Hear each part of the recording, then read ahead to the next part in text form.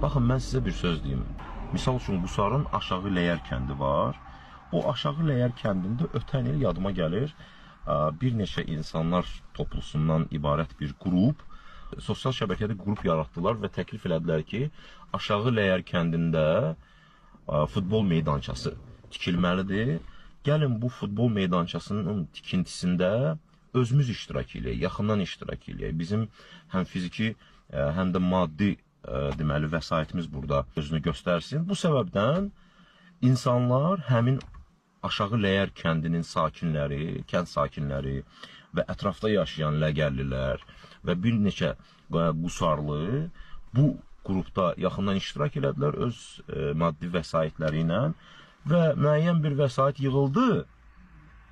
Artıq bu stadion araya ərsəyə gəlib.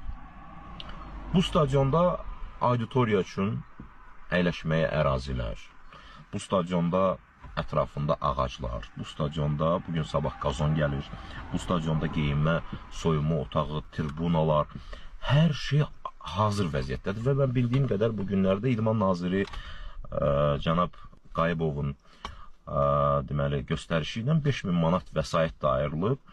Təbii ki, rayon rəhbərliyinin də qayğı və diqqəti göz önündədir.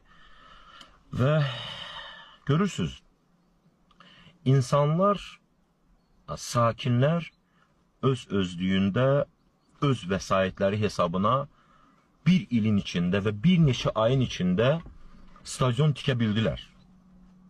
Amma 7-8 ildir Şövkət Orduxanov adına stadion alt-üst vəziyyətdədir.